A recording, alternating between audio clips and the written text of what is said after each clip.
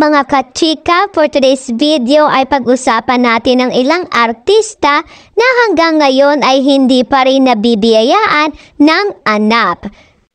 Karil Tatlonghari and Yael Yuzon.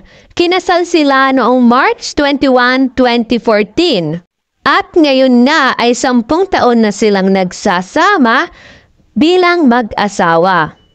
At kung matatandaan, last 2018 nang napag-usapan ang tungkol dito, ang sabi nila ay ready na silang maging parents. Pero dahil nga hindi pa sila binibiyayaan, ay naghihintay pa rin sila hanggang ngayon.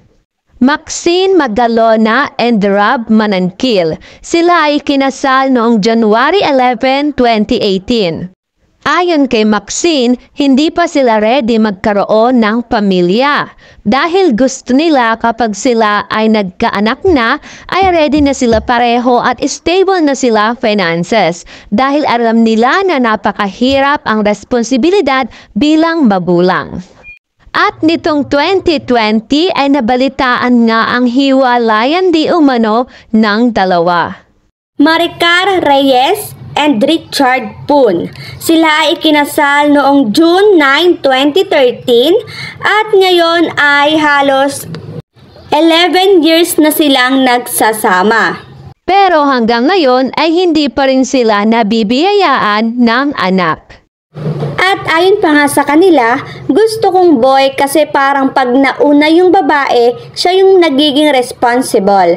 Yung lalaki alagain. Ayoko. Gusto ko siya yung nag-aalaga, so mas gusto ko mauna siya.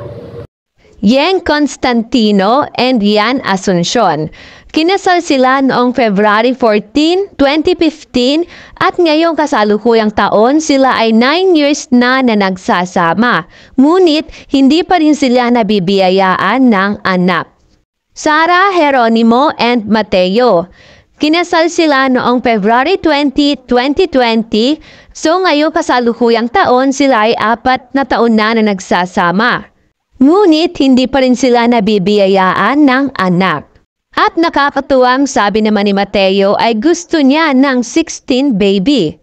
At tayo naman kay Manay Lolit, sana now na. Sana now na para nandun na si Mommy Divine pag nagbuntis na si Sarah. May aalagaan na siyang apo. At very safe na feeling nila Sarah at Mateo na nandoon si Mommy Divine to look after their baby.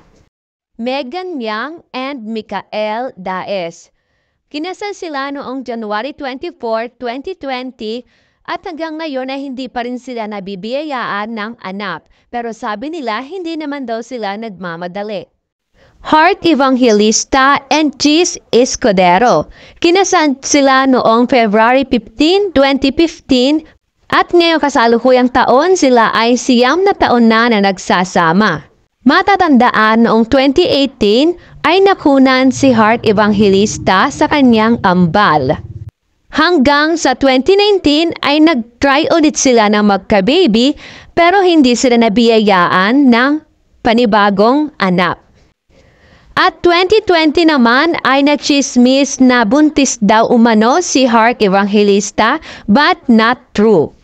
Sa ngayon, si Heart Evangelista ang tumatayong ina sa mga anak ni Cheese Escudero sa kanyang previous wife. Congratulations nga pala sa nakatanggap ng cash prize at sa mga hindi naman ay don't worry dahil meron tayong monthly giveaway. Ito ay nagaganap tuwing ika-end of the month. So paano nga ba sumali? Dapat ikaw ay nakasubscribe, naka-like, and then lagi ka nag-iiwan ng iyong komento sa aking mga video. At magkakaroon ka na ng chance na manalo ng ating cash prize.